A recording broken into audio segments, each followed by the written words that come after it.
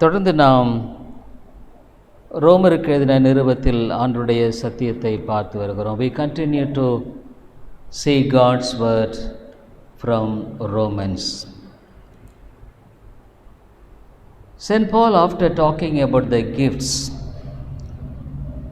he switched over almost to a different topic, it appears. அவர் விதமாக வரங்களை குறித்து பேசிவிட்டு ஒரு வித்தியாசமான தலைப்புக்குள்ளாய் போவதைப் போல காணப்படுகிறது. In Romans 12 chapter, ரோமர் 12வது அதிகாரத்தில்,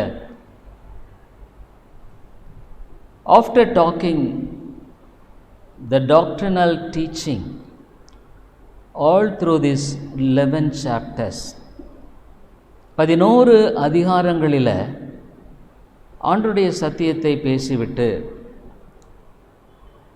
from the 12th chapter he applies those doctrines in a practical way. இந்த 11 அதிகாரங்கள் மட்டுமாக சத்தியத்தை பேசிவிட்டு இந்த 12வது அதிகாரத்தில் நடைமுறைக்குரிய வாழ்க்கை நெறிப்படுத்தலை குறித்து பேசுகிறார். Dear people, however much we know the truth and doctrine is absolutely not important when it is not applied spiritually. நம்ம எவ்வளோ சத்தியத்தை அறிந்திருந்தாலும் ஆவிக்குரிய பிரகாரமாக அவைகள் நடைமுறைப்படுத்தப்படவில்லை என்றால் அது முற்றிலுமே பிரயோஜனமே இல்லைங்க. It is rather dangerous to us, I could say. அது ஆபத்து என்று கூட சொல்லலாம். Why it is dangerous? ஏன் அது ஆபத்தாக இருக்கக்கூடும்? Here Saint Paul says 9th verse, 9வது வசனத்தில் அவர் சொல்கிறாரு, இங்கே இந்த வரங்களெல்லாம் சொல்லிட்டு உங்கள் அன்பு மாயமற்றதாக இருப்பதாக. ஏன் இப்படி சொல்கிறாரு? Let love be without dissimulation. ஒரு கிறிஸ்தவனுடைய வாழ்க்கையில் மிகப்பெரிய ஆபத்து மாயமாலம். The greatest danger in a Christian is hypocrisy. All through the Bible, God abhors hypocrisy. இந்த வேதம் முழுக்க பார்க்குற ஒரு காரியம், மாயமாலத்தை ஆண்டவர் ரொம்ப வெறுக்கிறார். He abhors hypocrisy more than any sin. Any sins. எந்த பாவத்தை விட இந்த மாயமாலத்தை அவர் அதிகமாக வெறுக்கிறார். He talks about love. அன்பை குறித்து பேசுகிறார். We are going to come to that later. அதுக்கு பின்னால் நம்ம வரப்போகிறோம். Because he talks about love. Above all gifts, the supreme gift is love. எல்லாவற்றுக்கு மேலாக பெரிதான வரம் என்பது அன்பு. Take 1 Corinthians, 1 கொரிந்தியர் 12th chapter, 1 கொரிந்தியர் 12வது அதிகாரம். The whole chapter he talks about the gifts. 1 கொரிந்தியர் 12வது அதிகாரத்தில் முழுக்க வரங்களை குறித்து பேசுகிறார். He concludes with this verse. அவர் இந்தமான ஒரு வசனத்தோடு கூட அதை முடிக்கிறார். 31வது வசனத்தில் 30 onwards I will read. 30லிருந்து நான் வாசிக்கிறேன். Have all the gifts of healing? Do all speak with tongues? Do all interpret? எல்லாரும் குணமாக்கும் வரங்கள் உடையவர்களா? எல்லாரும் அந்நிய பாஷைகளை பேசுகிறார்களா? எல்லாருக்கும் வியாக்கியானம் எல்லாரும் வியாக்கியானம் பண்ணுகிறார்களா? 31 சொல்கிறார், இப்படி இருக்க சொல்கிறாரு, இப்படி இருக்க முக்கியமான வரங்களை நாடுங்கள், இன்னும் அதிக மேன்மையான வழியையும் உங்களுக்கு காண்பிக்கிறேன். But covet earnestly the best gifts, and yet show I unto you a more excellent way. More excellent way. மேலான ஒரு காரியத்தை நான் உங்களுக்கு காண்பிக்கிறேன். இந்த வரங்கள் என்பது மிக முக்கியமானது. Gifts are very important for the edification of the church. சபையினுடைய அந்த பிரயோஜனத்துக்காக முக்கியமானது. ஆனால் அதைவிட மேன்மையான ஒன்றை சொல்லுகிறேன் என்று சொல்லிட்டு 13வது அதிகாரத்தில் he talks about love. அவர் அன்பை குறித்து இங்கே பேசுகிறார். அந்த 13வது அதிகாரத்தில் நீங்கள் பார்த்தீங்கன்னா அவர் சொல்கிறாரு, though I speak with the tongues of men and of angels and have not charity, I am become as sounding brass or a tinkling cymbal. நான் மனுஷர் பாஷைகளையும் தூதர் பாஷைகளையும் பேசினாலும் அன்பு எனக்கிராவிட்டால் சத்தமிடுகிற வெண்கலம் போலவும் ஓசையிடுகிற கைத்தாளம் போலும் இருப்பேன். 2வது வசனத்தில் சொல்கிறாரு, நான் தீர்க்கதரிசன வரத்தை உடையவனாயிருந்து சகல இரகசியங்களையும் சகல அறிவையும் அறிந்தாலும் மலைகளை பேர்க்கத்தக்க சகல விசுவாசம் உள்ளவனாயிருந்தாலும் அன்பு எனக்கிராவிட்டால் நான் ஒன்றுமில்லை. And though I have the gift of prophecy and understand all mysteries and all knowledge, and though I have all faith, so that I could remove mountains and have not charity, I am nothing. அன்பு எனக்கிராவிட்டால் நான் ஒன்றுமில்லை. So the whole Bible talks about love. இந்த முழு வேதமே அன்பை குறித்து பேசுகிறது. The supreme thing is, the supreme model is the Lord Jesus Christ.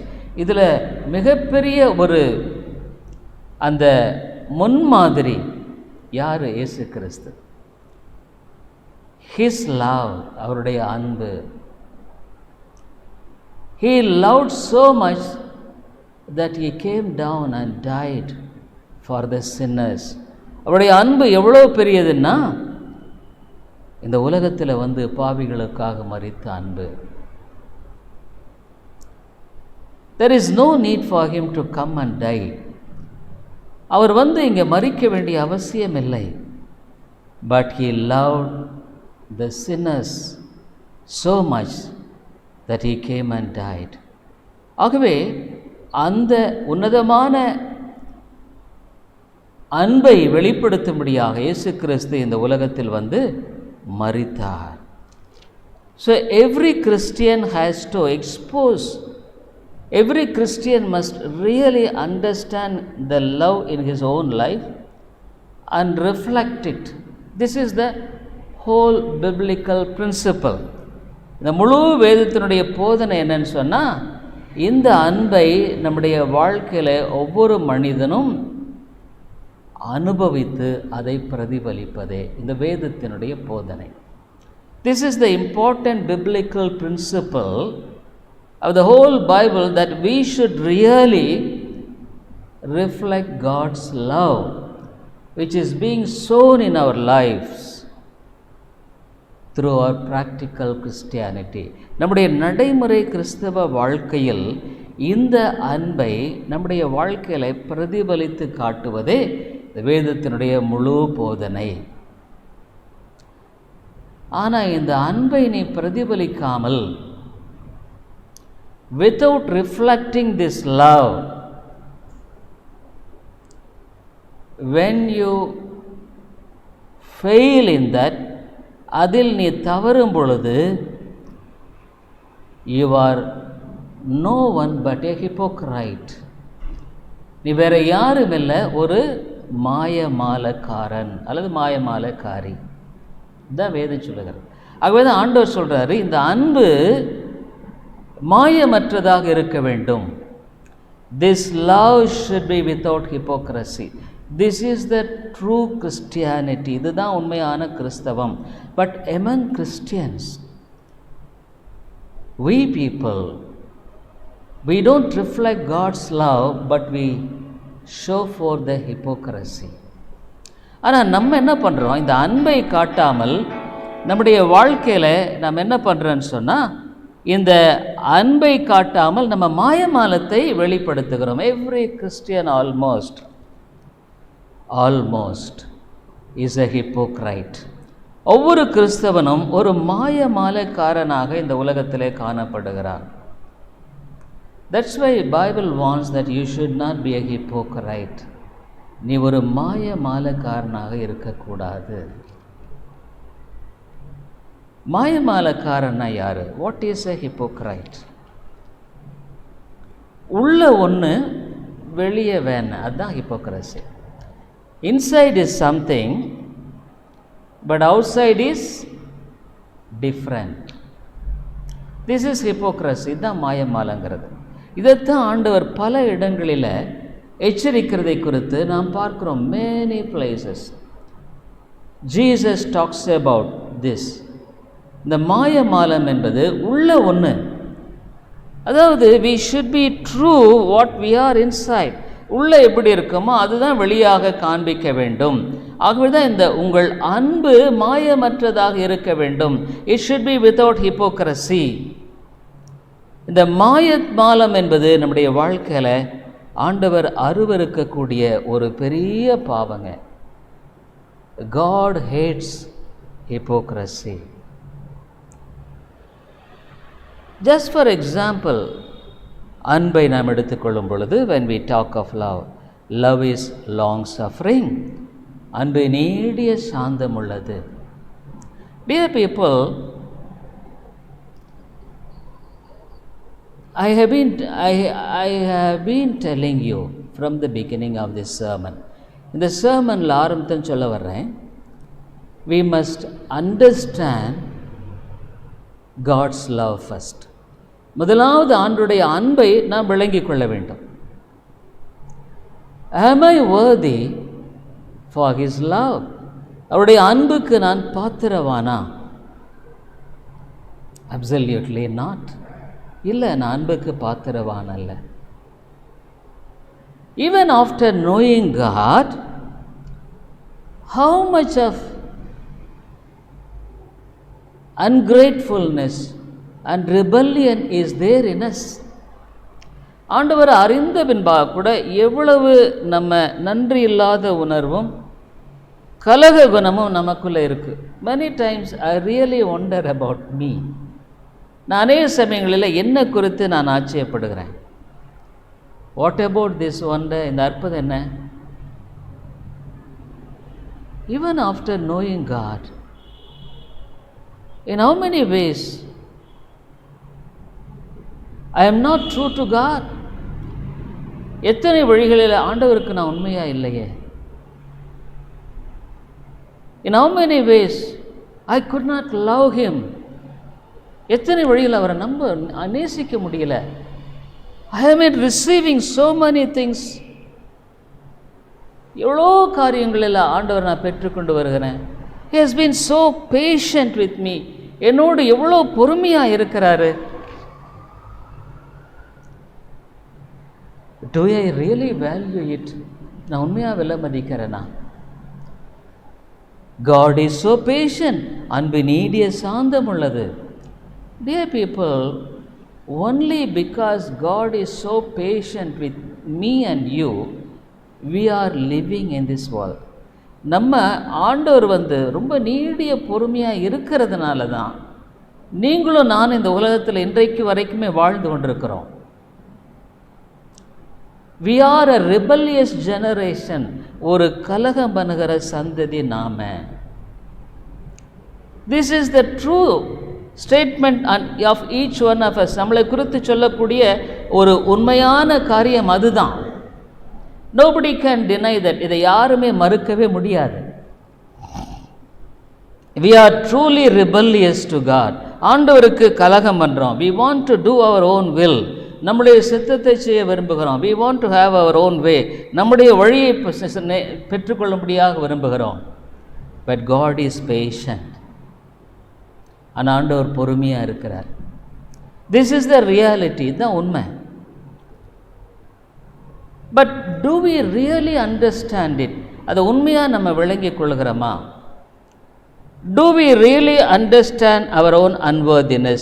நம்முடைய அபாத்திரத்தன்மையை நாம் விளங்கி வாழுகிறோமா? dear people, I tell you, if God is like man, மனுஷனை போல ஆண்டவர் இருந்தால் உன் குடும்பமே ஒழிஞ்சிருக்கும். இன்னைக்கு the whole family would have been completely destroyed. my family would have been completely destroyed. என் குடும்பமே அழிக்கப்பட்டு போயிருக்கும். ஏன்னு கேட்டால் அவ்வளவு ஹிப்போக்ரசி, அவ்வளவு மாயமாலம். the greatest sin is hypocrisy. மிகப்பெரிய பாவம் மாயமாலம். அதைத்தான் நம்ம நிறைய சமயத்தில் செய்கிறோம். that is what we are doing it. outwardly when we talk, வெளியே பேசும் பொழுது ரொம்ப பக்திமான போல பேசுகிறோம். we talk as though we are religious, but inwardly உள்ள வேற. ஆண்டவர் மார்க் 7வது அதிகாரம் 6வது வசனத்தில், marks gospel 7th chapter 6th verse, இங்கே அவர் சொல்கிறாரு, என்ன சொல்கிறாரு இந்த மக்களை பார்த்து? தீர்க்கதரிசி ஏசாயா சொன்னால் அது எவ்வளோ உண்மையாக இருக்கு. What Asia said, how true it is. அவர்களுக்கு அவர் பிரதியுத்தரமாக மார்க் 7:6, இந்த ஜனங்கள் தங்கள் உதடுகளினால் என்னை கனம் பண்ணுகிறார்கள், அவர்கள் இருதயமோ எனக்கு தூரமாய் விலகி இருக்கிறது. சொல்கிறாரு, அவங்க கனம் பண்ணுறதெல்லாம் உதட்டோட சரி. It's all the lips. they praise me, they talk very good religious words. நல்ல பக்திக்குரிய வசனங்களை பேசுகிறாங்க, ரொம்ப இதாக பேசுகிறாங்க.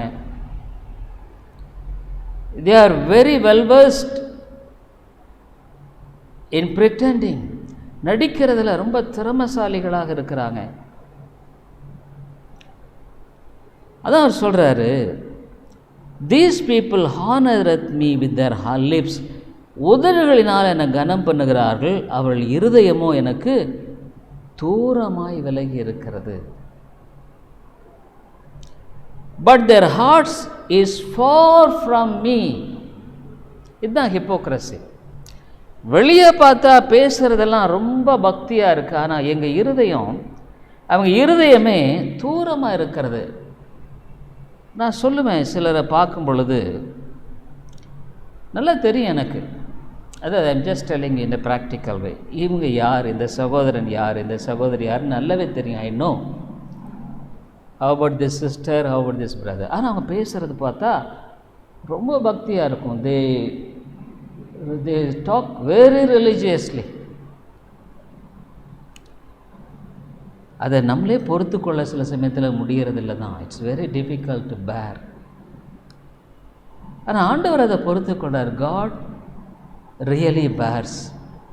சில சமயங்களில் ஜெபம் பண்ணும்போது கூட அப்படித்தான் நம்ம பண்ணுறோம். we pray so wonderfully, அழகாக ஜெபிக்கிறோம், ஆனால் இருதயம் எங்கே இருக்குது? too far. இதை பார்க்குற ஆண்டவர் நம்மக்கிட்ட பொறுமையாக இருக்கிறாருன்னா நிச்சயமாக இது நீடிய பொறுமையே இல்லாமல் வேறொன்றும் இல்லை. அப்படியும் சிலர் தண்டிச்சிடறார். he does. சில சமயத்தில் அப்பப்போ தண்டனையும் கொடுத்துட்றாரு. we can't say completely God is keeping quiet. அப்படியே விட்டுறாருன்னு சொல்ல முடியாது. அவர் ஞானத்தின்படி சில சமயங்களில் தண்டனை கொடுத்தாருன்னா, தண்டனை கொடுத்தாலும் கூட நம்ம கற்றுக்கொள்கிறது இல்லையே. we don't learn even after punishment. இல்லைங்களா? அது உண்மைதான் இல்லைங்களா? அதனால் அதாவது தேவன் இந்த மாயமாலத்தை ரொம்ப வெறுக்கிற அந்த அன்புங்கிறத நீ கலந்துராதப்பா. Never mix love with hypocrisy. அன்பு இஸ் ஸோ, ஒரு அன்பை போல, ஒரு பயபக்தியாக நடக்கிறத போல காணப்படுகிற காரியம். ஆண்டவர் சொல்கிறாரு, இந்த ஜனங்களுடைய இருதயம் ரொம்ப தூரமாக இருக்குதுப்பா. தீத்து 1:16 அவங்கள பற்றி சொல்கிறார். இந்த மாயமாலை பண்ணுறவங்கள பற்றி இன்னொரு இடத்துல சொல்கிறாரு. It's all God's word. ஒருவேளை நம்ம அதை கேட்டுட்டு உணராமல் இருக்கும் பொழுது ஆண்டவர் இன்னும் நம்மளை ஜீவனோடு வச்சுருக்காருன்னா அது பொறுமை தாங்க, வேறு ஒன்றும் இல்லை. Even though we here God's word, ஆனால் நம்ம அதை பற்றி ஒரு தெய்வ பயத்தோட, ஆண்டவரே இருதயம் இப்படி இருக்குதே, என்னை மன்னியும் ஆண்டவரே, லார்ட் ஃபர்கிவ் மீ. இந்த வசனத்தை கேட்கும்போது கூட, ஆண்டவரே நீர் மன்னியும், நான் பிரசங்கம் பண்ணும்ப நானே கூட, ஆண்டவரே என்னை மன்னியும், இந்த மாயமாலமெல்லாம் எனக்குள்ளே இருந்துடக்கூடாது, இருக்கக்கூடாது, எடுத்துடணும். That is real understanding. அது உண்மையான ஒரு விளங்குதல். இல்லைன்னா பைபிள் என்ன சொல்லுது, இவங்க கேட்குறவங்க தான் இருப்பாங்க, செய்கிறவங்களாக இருக்க மாட்டாங்க. They will be hearers but not doers. அந்த வேதம் இதெல்லாம் யாருன்னா இந்த குரூப் ஆஃப் பீப்புள் ஆண்டவர் சொல்லிட்டார், மாய மாலைக்காரர்கள். They are the hypocrites. தீத்து 1:16 அவர் சொல்கிறாரு, அவர்கள் தேவனை அறிந்திருக்கிறோம் என்று அறிக்கை பண்ணுகிறார்கள். they profess that they know God. இது யார் சொல்கிறதுங்க? ஆண்டவர் தான் சொல்கிறார், நான் சொல்லலை. this is God's word. இதை உன்னை பார்த்து தான் ஆண்டவர் பேசுகிறார், உங்கள்கிட்ட தான் பேசுகிறார். God is speaking to you. ஏதோ பக்கத்தில் இருக்கிற சகோதரிக்கோ பக்கத்தில் சகோதரனுக்கோ இல்லை, உன்னுக்கிட்ட தான் ஆண்டவர் பேசுகிறார். இதை ஏங்கிட்ட தான் பேசுகிறார். It is God speaking to you, to me. தேவனை அறிந்திருக்கிறோம் என்று அறிக்கை பண்ணுகிறார்கள், கிரியைகளினாலோ அவரை மறுதலிக்கிறார்கள். they deny him. அதாவது எப்படின்னா, இதனுடைய அர்த்தம் என்னன்னா, இந்த வேதத்தை நான் நம்ப மாட்டேன், I won't believe this word. அவர் இருக்கிறாருன்னு நான் நம்ப மாட்டேன், I don't believe that he is. நான் நல்லா தான் இருக்கிறேன், ஐ எம் குட். நான் இப்படி வாழ்கிறதுனால என்ன, நல்லா தான் இருக்கிறேன், ஐ எம் ஆல் ரைட். ஏதோ நான் ஒரு விதத்தில் ஆண்டவர் அறிந்திருக்கிறேன்னு சொல்கிறேன், right, I am saying that I know God. But ஆனால் கூட என் வாழ்க்கையில் இந்த சுபாவத்தையெல்லாம் நான் மாற்றிக்கொள்ள முடியாது. It is impossible to change. சில பீப்புள் அப்படி தான் இருக்காங்க. சிலர் நிறைய பேர் இதை மாற்றிக்கொள்ள என்னால் முடியாது, I can't change. It can never be changed. இது மாற்றப்படவே முடியாது. இதுதான் என்னுடைய வாழ்க்கை முறை. This is my pattern. நீங்கள் எவ்வளோதான் சொன்னாலும், எவ்வளோதான் சத்தியத்தை போதித்தாலும், however much you preach God's word, however much you say, I can't change my way. என்னுடைய வழியை நான் மாற்றிக்கொள்ள முடியாது. இதுதான் என்னுடைய வழி. This is my way. இவ்வளோ வருஷமாக அப்படி தான் நான் நடந்தேன். So many years I lived like this, so I will continue in that way. அதுதான் நான் நடப்பேன். Dear people, this is the true hardness of each one of us. ஒரு சிலருங்கிறது இல்லை, எல்லாமே நம்ம அப்படித்தான் இருக்கோம். We are all of the same category. We are all of the same category. அதே நிலையில் தான் நம்ம காணப்படுகிறோம். We all be like this. அப்படித்தான் நம்ம இருக்கிறோம். அம்மையாலே நான் என்னை குறித்துமே வருத்தப்பட வேண்டியதாக தான் இருக்குது. It's very sad to say, நான் இதை சொல்கிறேன்.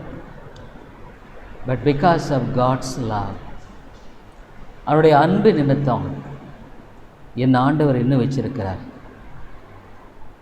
இந்த அன்பை நான் யோசித்து பார்க்கும் பொழுது உண்மையிலுமே நான் அநேக முறை நேசிக்கிறது, இவ்வளோ பொறுமையாக ஆண்டவர் என்கிட்ட இருக்கிறார். அவங்கள பற்றி இன்னும் என்ன சொல்லப்படுகிறது அங்கே பாருங்கள். they profess that they know God but in works they deny him. அது ரொம்ப பெரிய ஒரு வார்த்தை. அவரை மறுதலிக்கிறதுங்கிறது ஒரு பெரிய வார்த்தை. It's a big word. வேதத்தில் யாரை பார்க்குறோம்? யூதாஸை பார்க்குறோம். ஆண்டவரை மறுதலிச்சான்னு பைபிள் சொல்லுது. பேதுருவை பார்க்குறோம். பேதுரு மனம் திரும்பினா, ஆனால் யூதாஸ் மனம் திரும்பலை. Dear people, it's a hard word, but God is so patient with me.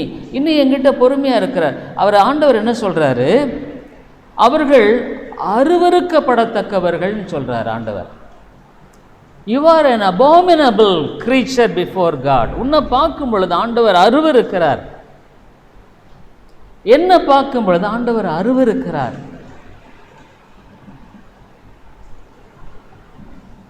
ஆனால் கூட என் மேல் அன்பு கூறுகிறாரா? இன்னும் பொறுமையாக இருக்கிறது அன்பு கூறாமல், அன்பு கூறுறதுனால தானே இன்னும் பொறுமையாக இருக்கிறார். Because of his love is still patient with me. இல்லைன்னா நான் அழிக்கப்பட்டு போயிருப்பேன். I would have been destroyed. Dear people, God's patience is unlimited. அவருடைய பொறுமை என்பது ஒரு அளவிலப்பட முடியாத ஒன்றாக இருக்கிறது. அதை நம்ம யோசித்து பார்க்கும் பொழுது, ஆண்டவரே, இவ்வளவு பொறுமையாக என் வாழ்க்கையில் நீர் இருக்கிறீரா? Are you so much of patient with me? Teach me to reflect this love towards others. மற்றவர்களிடத்தில் இந்த அன்பை காட்ட எனக்கு உதவி செய்யும்.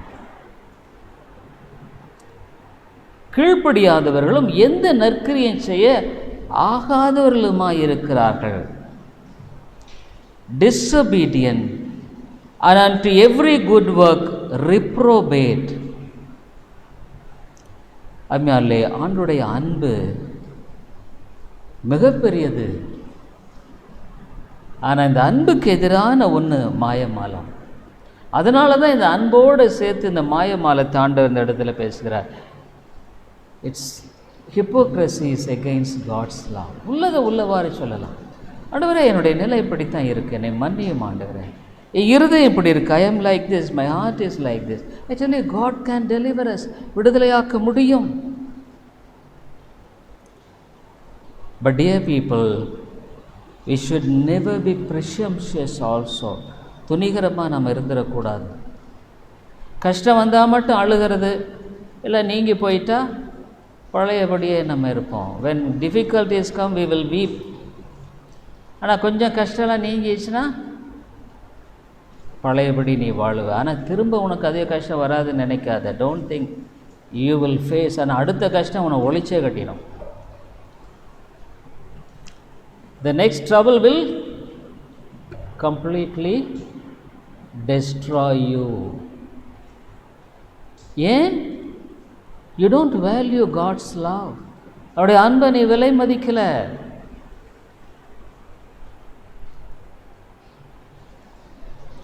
மத்தேயு 23 ஆண்டவர் சொன்னார்.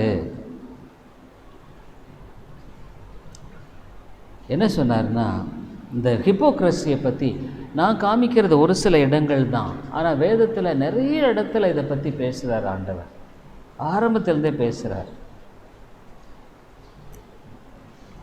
23வது அதிகாரத்தில் மத்தேயு 23, 27, 28 மாயக்காரராகிய வேதபாரகரே, பரிசேயரே, உங்களுக்கு ஐயோ.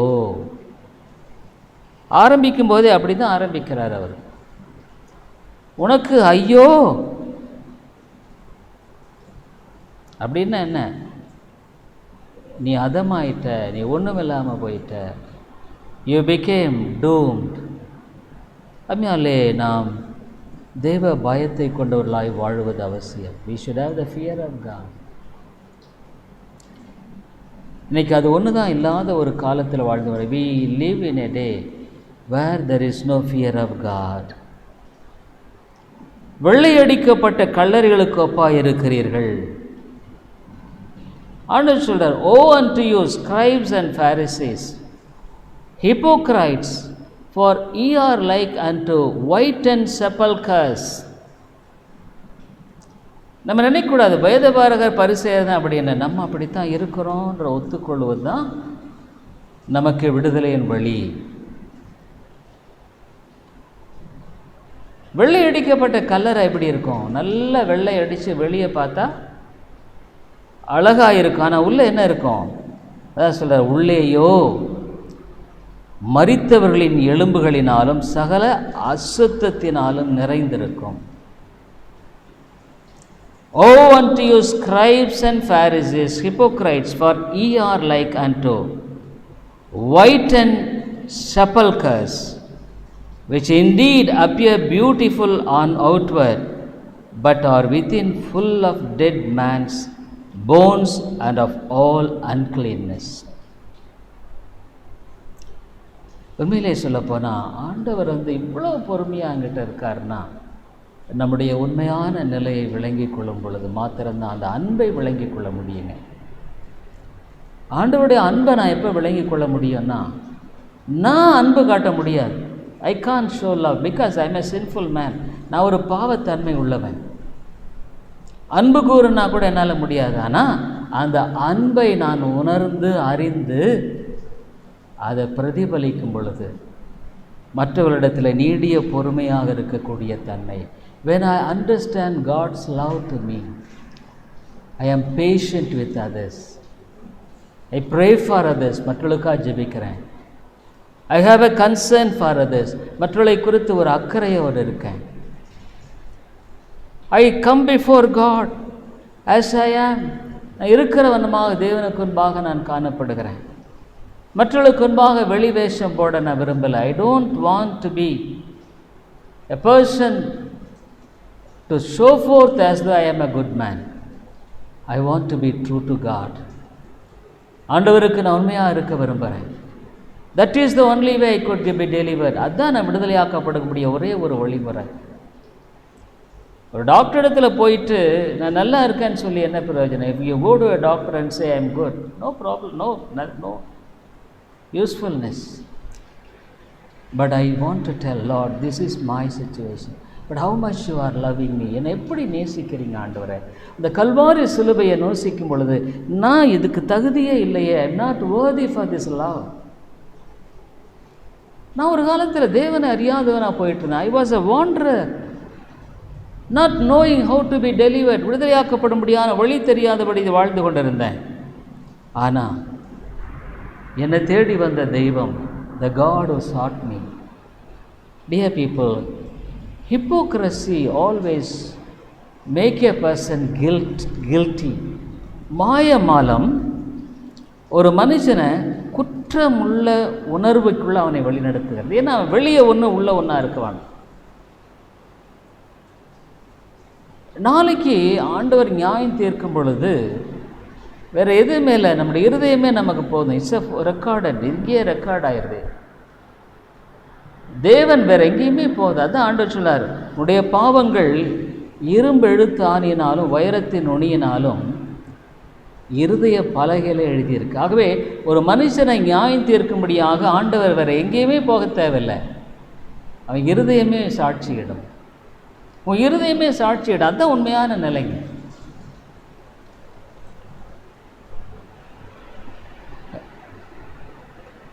ரெண்டு தீமோத்தி 3:5 சொல்கிறாரு. 2 தீமோத்தி 3:5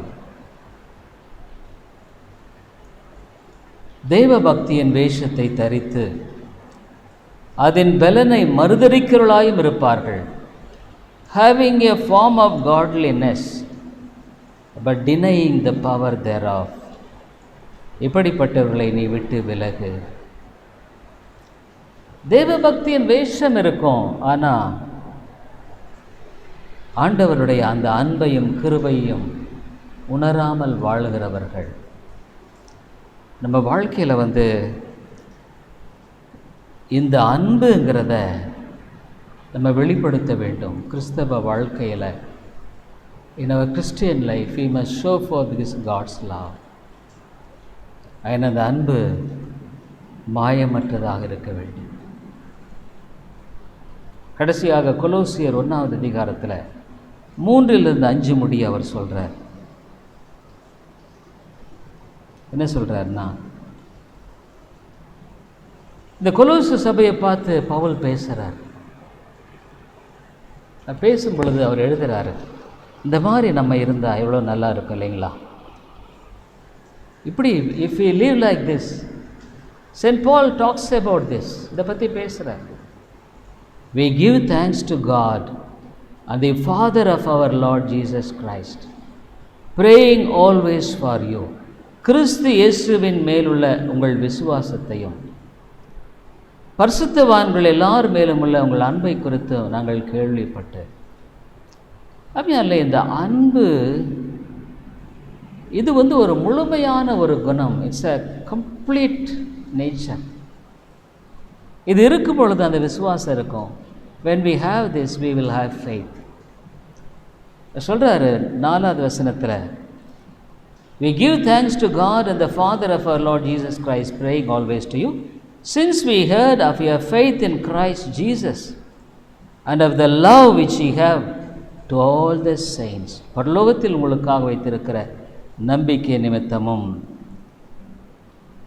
கிறிஸ்து இயேசுவின் மேல் உங்கள் விசுவாசத்தையும் பரிசுத்தவான்கள் எல்லார் மேலுள்ள உங்கள் அன்பை குறித்து நாங்கள் கேள்விப்பட்டு, when you understand this great love for the saints of God, for the church.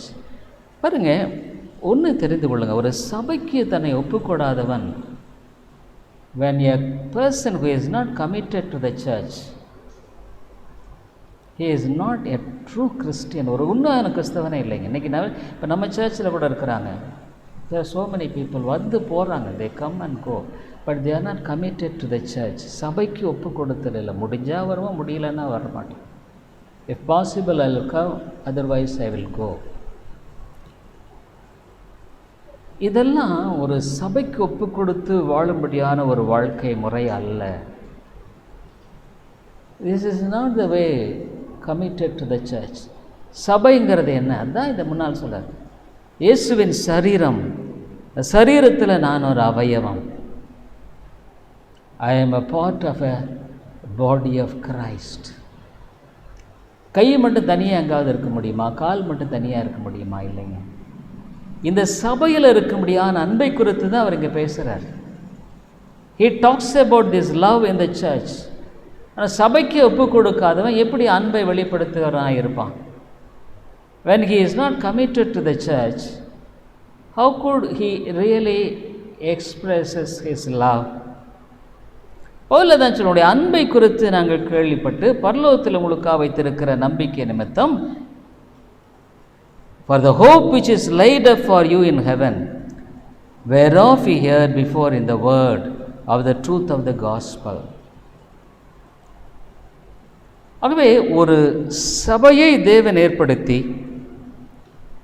இந்த சபையில் ஒரு அவயவமாக வாழுகிற ஒரு வாழ்க்கை முறையை வேதம் தெளிவாக போதிக்கிறது. The Bible is very clear in teaching that a person could committed to the church.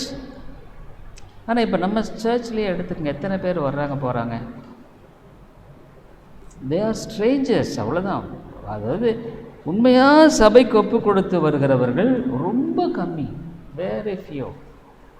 நீ ஒரு வேளை சர்ச்சுக்கு வந்துட்டு போயிட்டு கூட இருக்கலாம், 10 வருஷம் 20 வருஷம் கூட வரலாம், but you may be a Stranger, ஒரு அந்நியனாக இருக்கலாம். சபையோடு இணைந்து இருக்கிற ஒரு நிலை இல்லைன்னா உனக்கும் இந்த சபைக்கும் சம்மந்தம் இல்லை.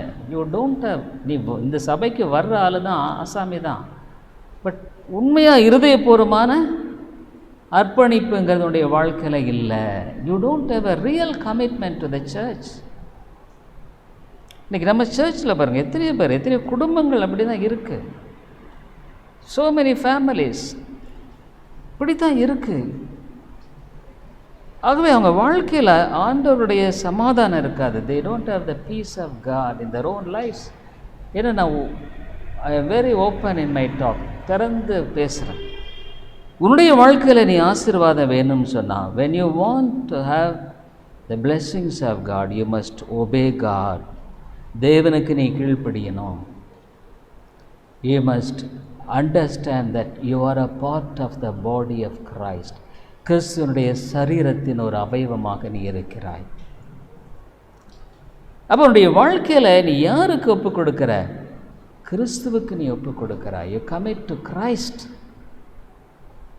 There comes a living relationship with God and you.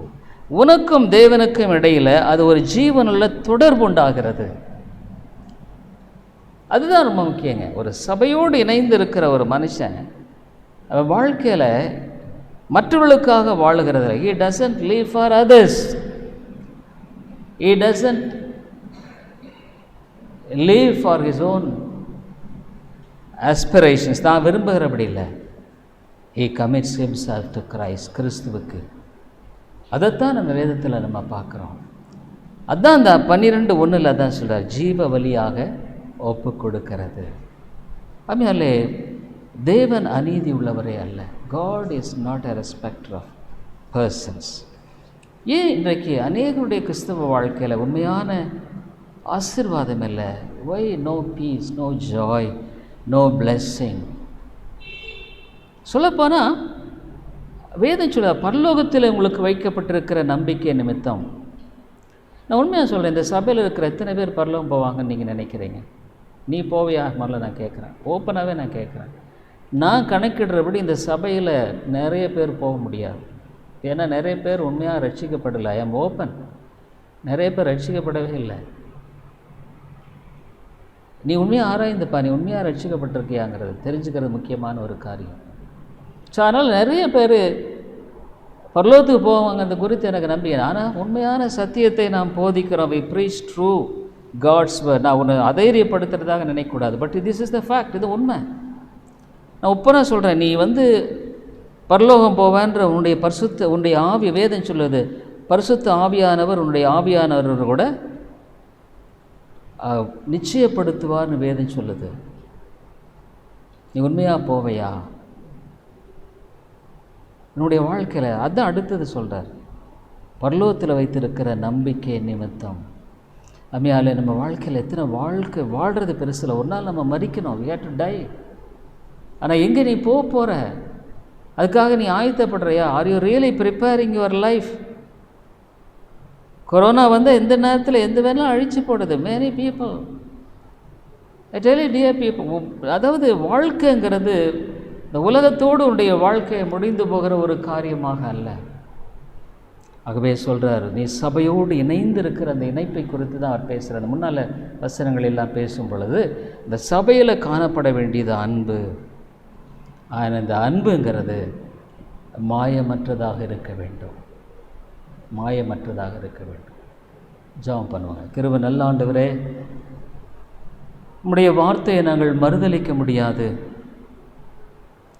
ஆனால் கொலோசு பட்டணத்தை குறித்து நீர் பேசும் பொழுது ஆண்டவரே, உங்களுடைய அன்பு நிமித்தம் பரலோகத்தில் வைத்திருக்கிற உங்களுக்காக வைத்திருக்கிற நம்பிக்கை நிமித்தம் என்று பேசுகிறதை பார்க்கிறோம். ஆண்டவரே, நீர் வெளிப்படுத்தின விசேஷத்தில் ஒவ்வொரு சபையும் நீர் ஆராய்ந்து பார்க்கிறீர்.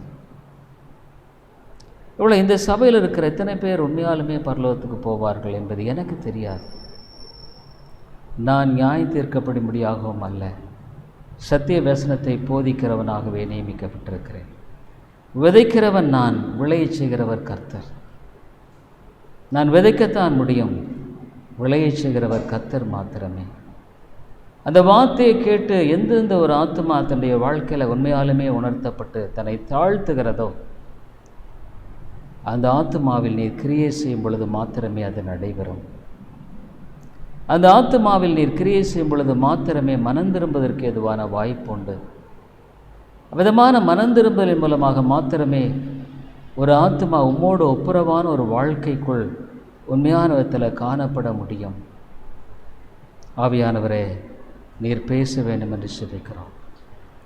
நாங்கள் எவ்வளோ காலம் வாழ்கிறோம் என்பது முக்கியமில்லை, எப்படி வாழ்ந்தோம் என்பது முக்கியமில்லை, ஆனால் நாங்கள் எங்கே போகிறோங்கிறது ரொம்ப முக்கியம். ஆண்டவரே, அது மிக ஒரு பயங்கரமான காரியம். எங்களுடைய வாழ்க்கையில் சொல்லப்போனால் எங்களுடைய காலங்கள் உமது கரத்தில் இருக்கிறது, எங்களுடைய கரத்திலேயே இல்லை. ஆனால் வேதம் சொல்லுகிறது நாங்கள் எப்பொழுதும் விழித்திருக்க வேண்டும் என்று, எந்த சூழ்நிலையிலும் ஆயத்தமாக இருக்க வேண்டும் என்று. ஆண்டவரே, உம்முடைய அன்பு எங்களை அதிகமாய் நெருக்கி ஏவுகிறது என்ற ஒரு காரியம் மாத்திரமே காணப்பட வேண்டும். எவ்வளோ நீடிய பொறுமை எங்களுக்கு காட்டுகிறீர், எவ்வளோ தயவை காட்டுகிறீர். எங்களுடைய அக்கிரமங்களுக்கு தக்கதாக எங்களை நீர் தண்டிக்கவில்லை, எங்களுடைய மீதலுக்கு ஒப்பாக நீர் எங்களை ஆண்டவரை தண்டிக்கவில்லை. ஆனால் உம்முடைய நீடிய பொறுமையை நாங்கள் ஒரு காலம் துணிகரமாக எடுத்துக்கொள்வோமானால் அது நிச்சயமாக அது எங்களுக்குத்தான் பாதகம், அது எங்களுக்குத்தான் பாதகம். இவ்வளோ சொல்லப்போனால் சபைக்கும் கூட அது பெரிய இழப்பு, ஒரு சபைக்கு இழப்பு அல்ல. அவரவர்கள் ஆத்துமாவை அவரவர்கள் தாமே ஆண்டவரை ரட்சித்து கொள்ளும்படியாக நியமிக்கப்பட்டிருக்கிறார்கள். சபை ஒரு கருவியாக, அதற்குரிய வழிமுறைக்குரிய ஒரு கால்வாயாகவே இருக்கிறது. ஆனாலும் ஒரு ஆத்துமா ரட்சிக்கப்படவில்லை என்றால் அந்த ஆத்துமா ரட்சிப்பு விலையேற பெற்றது. இவ்வளவு பெரிதான ரட்சிப்பை குறித்து கவலையற்றிருப்போமானால் வருகிற கோபாக்கினைக்கு எப்படி தப்பித்துக் கொள்வோம்?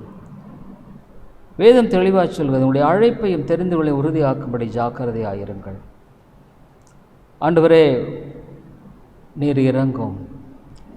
உம்முடைய இரக்கம் ஒன்றே ஒரு ஆத்துமாவை செப்பனிட முடியும். வேறொன்று நாளும் எங்களால் முடியாத ஆண்டவரே.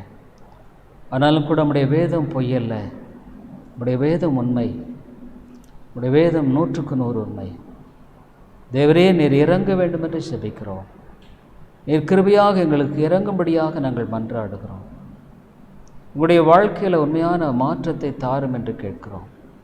உம்முடைய அன்பை விளங்கி கொண்டு எங்களுடைய வாழ்க்கையில் நாங்கள் அதற்கு உண்மையிலவர்களாய் காணப்படும்படி எங்களுக்கு உதவி செய்ய வேண்டும் என்று கேட்கிறோம். மாயமாலத்தை எங்களிருந்து எடுத்து போடும் ஆண்டவரே. மாயமாலம் நீர் வெறுக்கிற மிக ஒரு பயங்கரமான பாவம். வெளியே ஒன்றும் உள்ள ஒன்றுமாக ஆண்டவரே, மாயமாலத்தை நீர் வெறுக்கிறீர்.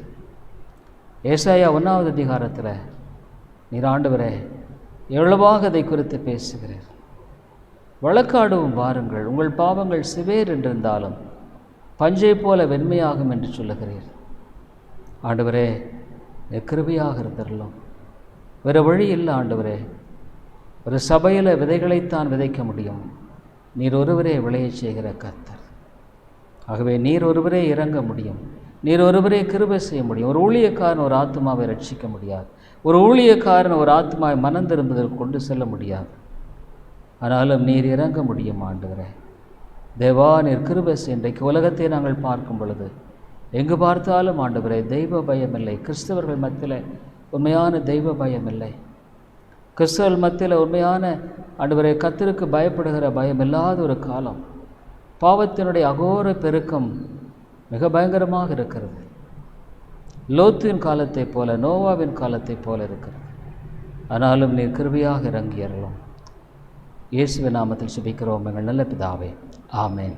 I hope the Lord is blessing you through this preaching of God's word, and we are glad to inform you that you could contact me over my mobile phone and WhatsApp number 9842767184 and my email ID davidilongo100@gmail.com, davidelango100@gmail.com.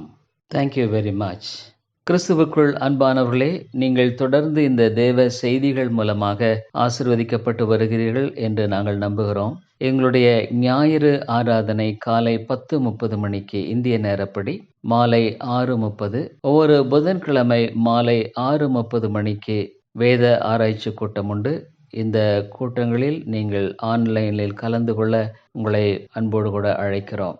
மேலும் உங்களுடைய ஆவிக்குரிய பாரங்களை நீங்கள் தயவுசெய்து எங்களோடு கூட பகிர்ந்து கொள்ளலாம். இன்னுமாக உங்களுக்கு ஆவிக்குரிய ஆலோசனை அல்லது இந்த சத்தியத்தை குறித்த தெளிவோ அல்லது விளக்கமோ தேவையானாலும் கூட என்னோடு கூட நீங்கள் தொடர்பு கொள்ளலாம். என்னுடைய வாட்ஸ்அப் எண், இன்னுமாக மொபைல் எண் 9842767184 9842767184.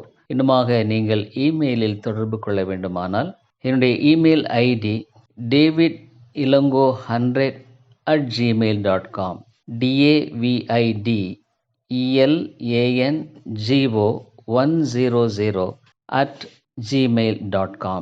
நன்றி.